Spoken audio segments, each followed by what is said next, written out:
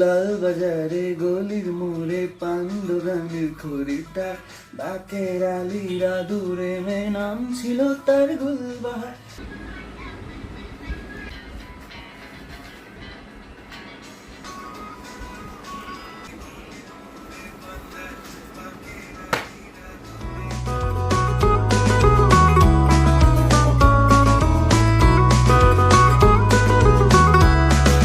লাল বাজারে গলির মোড়ে পান দোকানের খরিদ্দার, বাকের আলীরা দূরে মে নাম ছিল তার গুলবাহার।